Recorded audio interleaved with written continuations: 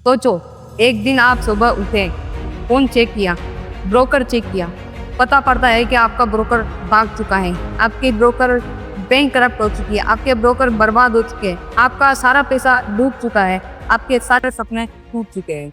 Stock market के अंदर इसी डर की वजह से बहुत सारे नए इन्वेस्टर इन्वेस्ट नहीं कर पाते।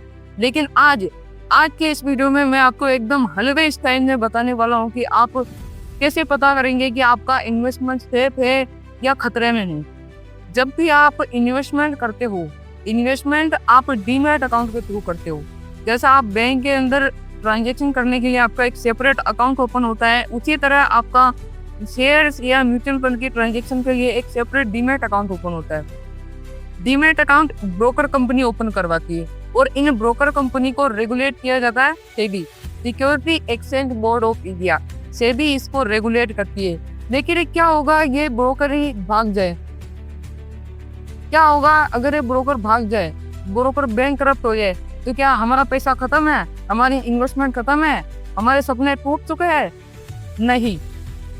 आप जब पैसा इन्वेस्ट करते हैं तो आप ब्रोकर को पैसा नहीं देते हैं। ब्रोकर एक मीडिएटर होता है।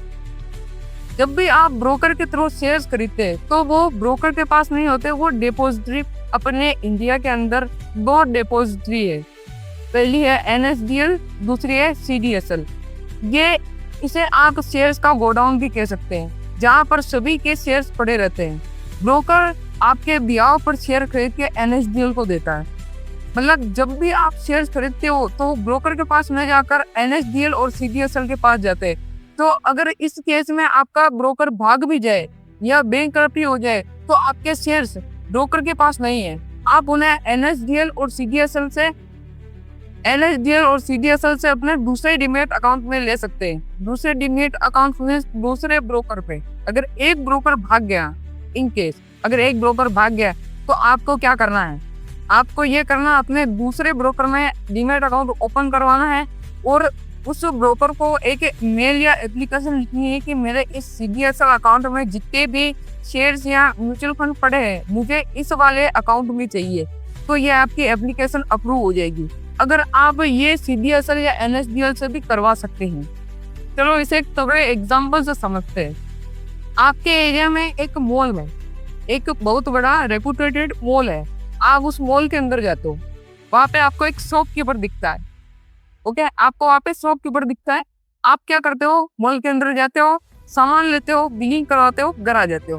Same concept, same system stock market के अंदर होता है। शॉपकीपर का गोडाउन में जितना भी माल पड़ा वो शॉपकीपर का नहीं है, वो उस मॉल का है। मॉल इस जगह मॉल है NSDL और CDSL। अब वो मॉल को कौन रेगुलेट करता है? आसपास की पुलिस प्रशासन वही रेगुलेट करती है। वैसे ही NSDL और CDSL को रेगुलेट करती है, उसे बोला जाता है SEBI, security exchange board of India. Security exchange board of India NSDL CDSL को रेगुलेट करती है।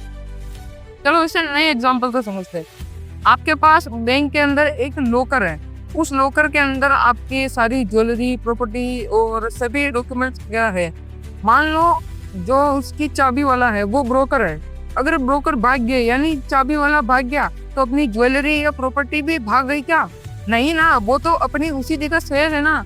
चाबी बदल लो। चाबी बदलने का मतलब यहाँ पर ब्रोकर चेंज कर लो। अगर आप ब्रोकर चेंज करते हो तो CDSL और NSDL के थ्रू सारा आपका इन्वेस्टमेंट ट्रांसफर हो जाता है। इस केस में ज्वेलरी सेफ है, भले ही चाबी वाला भाग चुका है। उसी तरह ब्रोकर भाग जाए लेकिन आपके शेयर्स और इन्वेस्टमेंट है NSDL और CDSL के पास सेफ पड़े हैं, भले ही ब्रोकर भाग जाए, बैंक करप्ट हो जाए। अब बात आती है कि अपन ब्रोकर से ही क्यों खरीदते हैं? अपन तो डायरेक्ट NSDL या CDSL में ही अपने शेयर से खरीद सकते हैं, बेच सकते हैं, लेकिन ऐसा करना पॉसिबल नहीं है।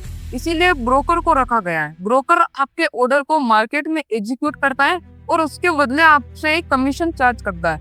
लेकिन इसमें भी एक ट्विस्ट है। अगर आपका पैसा शेयर्स के अंदर पड़ा है तो रिकवर हो जाएगा, लेकिन आपने ट्रेडिंग अकाउंट के अंदर पैसा डाल रखा है, मीन्स कि आपने वॉलेट के अंदर पैसा डाल रखा है, चाहे शेयर्स या ट्रेडिंग या इन्वेस्टमेंट या ट्रेडिंग दोनों के अंदर अगर आपने वॉलेट के अंदर पैसा डाल रखा है तो उसे रिकवर करना बहुत मुश्किल है, क्योंकि वो पैसा डायरेक्ट ब्रोकर को पास जाता है।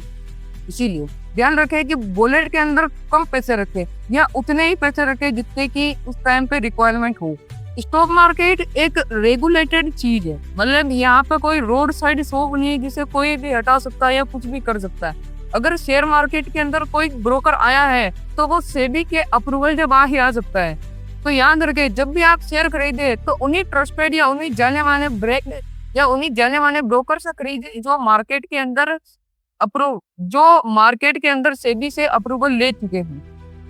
जिसको समझना है तो आप ऐसा कर सकते हैं कि जो आपका जो ट्रेडिंग या डीमेट अकाउंट है उसमें वॉलेट में जितना कम हो सके उतना पैसा रखे। आपकी शेयर्स 100% सेफ है एनएसडीएल और सीडीएसएल के पास, लेकिन आपका जो वॉलेट में जो पैसा है उसकी गारंटी सेबी नहीं लेता है। ब्रोकर चूज करते हो तो इस बात का ध्यान रखें कि क्या वो सेबी रजिस्टर्ड है। अगर वो सेबी रजिस्टर्ड है तो ही इसमें इन्वेस्ट करें। चलो अब एक पावरफुल रिकैप ले लेते हैं कि आज के सेशन में हमने क्या बात करी है। आज के इस सेशन के अंदर हमने बात करी है कि अगर हमारे ब्रोकर भाग गया तो क्या हमारे पैसा रिकवर हो सकता है। हाँ, 100% रिकवर हो सकता है अगर आपने इसे शेयर्स में इन्वेस्ट कर रखा है, लेकिन अगर वही पैसा आपने वॉलेट के अंदर रख रखा है तो उसकी कोई गारंटी नहीं है। आपका पैसा 100% सेफ है एनएसडीएल सीडीएसएल के पास। ये जैसे ही काम करता है जैसे कि एक मॉल। आप मॉल में जाते हैं तो आप एज ए इन्वेस्टर एज्यूम करें कि मैं एज ए इन्वेस्टर जा रहा हूँ। जैसे आप मॉल के अंदर जाते हैं तो आप ब्रोकर से मिलते हैं। ब्रोकर क्या होता है कि ब्रोकर में शॉपकीपर, यहाँ पे ब्रोकर में शॉपकीपर है। तो शॉपकीपर जितना भी माल पड़ा है गोडाउन में, वो शॉपकीपर का नहीं है, वो एक मीडिएटर है। मतलब वो एक बीच का बंदा है जो आपको माल से और आपको जोड़ता है। इसका मतलब ये नहीं कि सारा माल उसका है। उसी तरह ब्रोकर आपको और शेयर्स को आपस में जोड़ता है। इसका मतलब ये नहीं कि सारे शेयर्स ब्रोकर के पास पड़े, सारे शेयर्स गवर्नमेंट के पास पड़े। मान लो अगर आपके ब्रोकर बेकरप्ट हो गया या कुछ भी हो गया या किसी कारण से आ जाए तो आपके शेयर्स सभी सेफ है। दोस्तों, अब आपको समझ में आ गया होगा कि अगर आपका ब्रोकर भाग भी जाता है तो आपका इन्वेस्टमेंट बिल्कुल सेफ है। और अगली बार अगर आपसे कोई बोले कि ब्रोकर भाग जाने पर सारा पैसा डूब जाता है तो आपको हंस कर बोलना है, भाई मेरा माल तो लॉकर के अंदर सेफ है। अगर आपको ये इंफॉर्मेटिव वीडियो पसंद आई तो वीडियो को लाइक करें, चैनल को सब्सक्राइब करें। मिलते हैं अगले वीडियो में किसी नई टॉपिक के साथ। तब तक के लिए जय हिंद, जय भारत।